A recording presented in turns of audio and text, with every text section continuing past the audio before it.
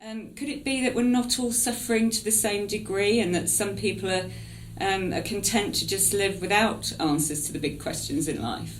Yeah, seems to be, doesn't it? I mean, it does seem to be the case, doesn't it? That there are plenty of people who have a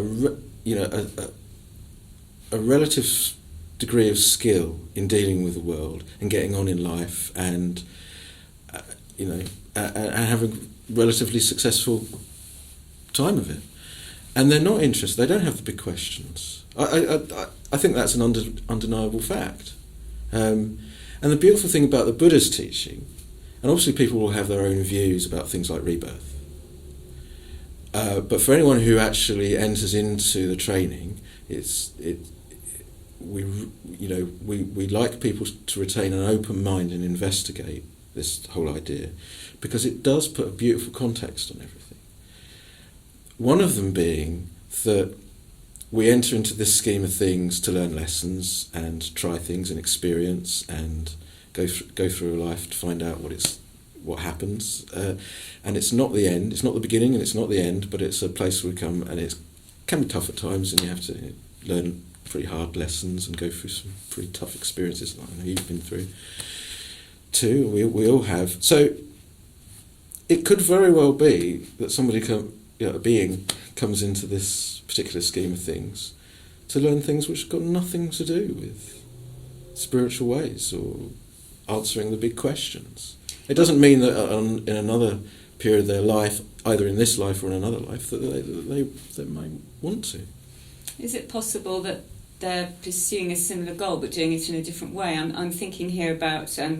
I was once told that people in the bottom quadrant of the Myers-Briggs personality profiling, so that's people who essentially, there's four elements that Myers-Briggs looks at, but the ones that all come out as extroverts and intuitive fall into the bottom quarter of the grid. And I've heard it said that people in that bottom quadrant would find it naturally very difficult to meditate.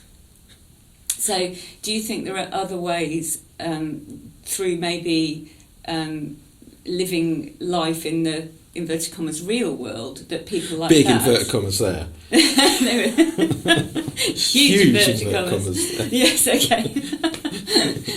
The paradoxical real world. The worldly, who live the worldly life. The mundane world, perhaps. Okay. Yeah. Yes, absolutely. I mean, the Buddha himself completely recognised that his wasn't the only path to realise what we call the cessation of suffering, but really it's coming to realise who or what we really are. It's to realise our true nature, which is actually peaceful and content and fulfilled and enjoys life and thinks life is wonderful and mysterious and magical. There's more than one way to realise that. And we don't think we've got a monopoly on it by any means. I think that everyone is trying to find contentment and fulfilment and happiness and peace.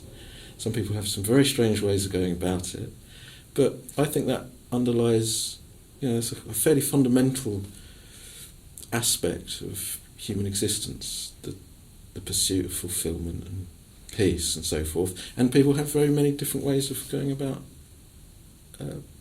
attempting to find it.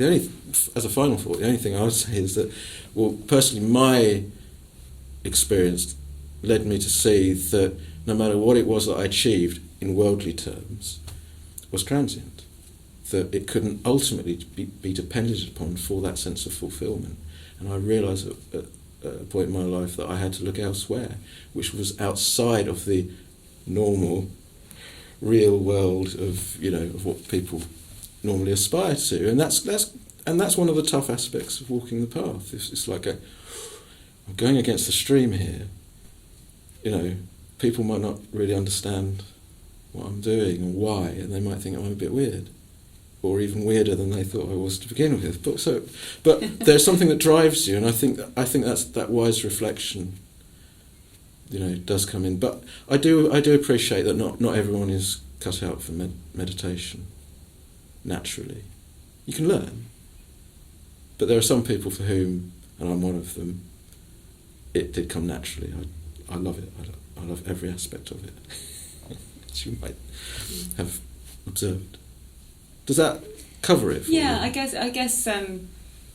guess another part of my question, which I think you've probably already answered, but it's about what problem are you therefore trying to solve? If this path suits more, let's call them introverted types, who enjoy the meditative approach, then are you sort of solving a problem for them and perhaps not really solving problems for people who don't have that character type?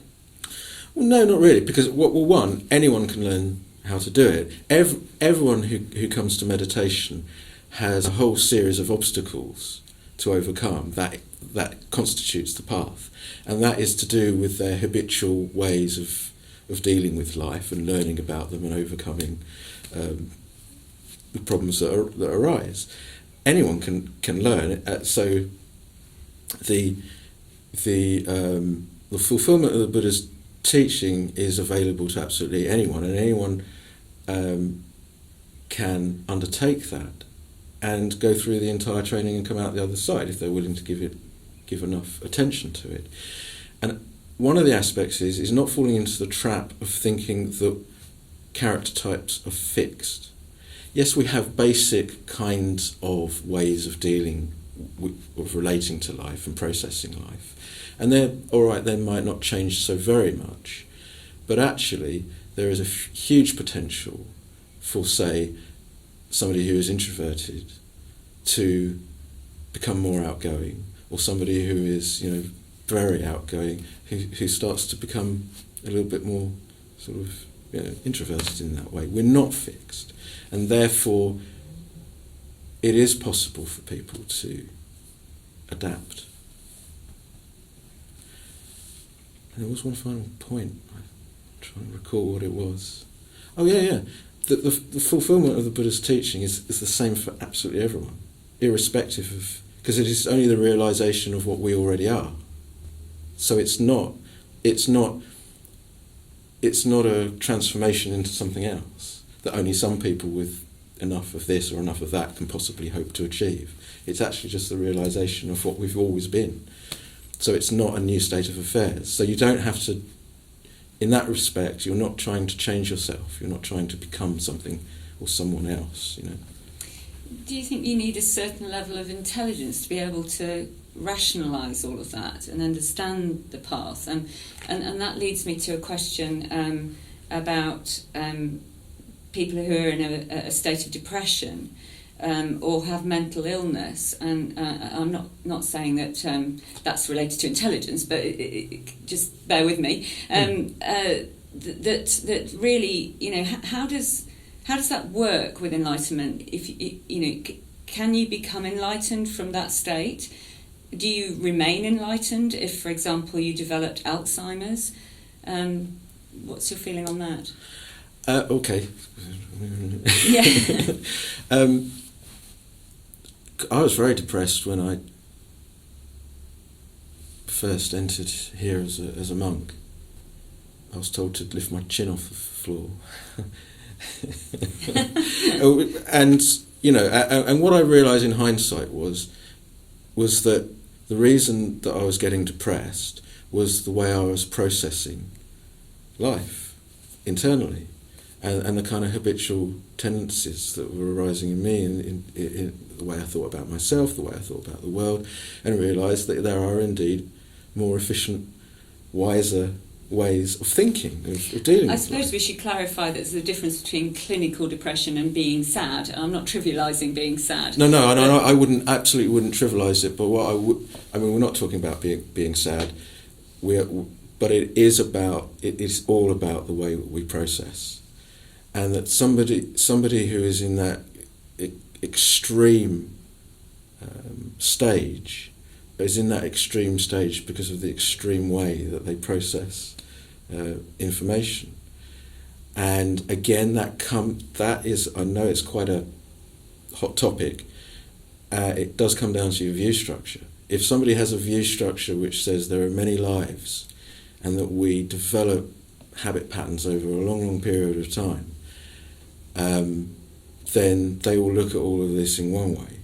If somebody says, oh, there's only one life, we've only got one bite of the cherry, and therefore consciousness is an outcome of physiological processes and depression is an outcome of biochemical reactions, then you're going to have a different take on it and a different approach and a different way of trying to resolve the issue. So somebody coming into this kind of training, having that openness to say, oh, this is something which is I'm actually doing, then affords them the power to do something about it, that they don't have to rely on external medical intervention, but that they can actually begin to develop their mindfulness and tap into that innate intelligence that I was talking about earlier, that people do have. Now that's not any stage belittling the difficulties and the problems that people who have extreme depression, clinical depression experience. I've just got complete compassion for them because they're not in a place where they can begin to meditate. They've got to come out of that, and in that sense, medical intervention is the only compassionate thing to do. Bring them to a level where they can potentially cope, so that they can then examine things in a different way. Yeah. And therefore, as we all get older, there is always, I think, I'm not a medical person, but I think brain degeneration is pretty much inevitable to the age we're all mostly living to now.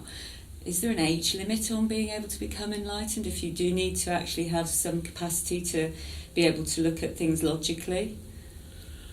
I think in terms of, it's not just thinking in terms, in logical terms, it's being able to actually apprehend and comprehend mindfully what is actually taking place in your experience. So you have to have that element of mindfulness, of concentration. Yes, there has to be a capacity for reflection, but you don't have to be clever. Thankfully, for me, clever people don't tend to become enlightened because they value their thinking too much, and it isn't actually about thinking. It is about actually observing and looking at experience as it unfolds. But there is, in every lifetime, there is a deterioration that can't be helped. I think if people do practice mental gymnastics like loving kindness meditation or concentration meditation, that will help keep the grey matter, going longer. But there is a finite opportunity, definitely. But in terms of enlightenment, if say someone became enlightened and then they, developed Alzheimer's, that wouldn't make any difference at all, because enlightenment isn't something that you store. It's not stored anywhere. It's not a thing. It doesn't arise and it doesn't pass away. It can't degenerate. It's not. This is this difficult thing to try and describe it because it's not a thing. So therefore, it doesn't have the characteristic of change applied to it. So there's still, even though they, obviously functioning is impaired, isn't it? But that peace and that irrespective of what appears outwardly, inwardly, they'd still be completely at peace. Unattached. Yeah.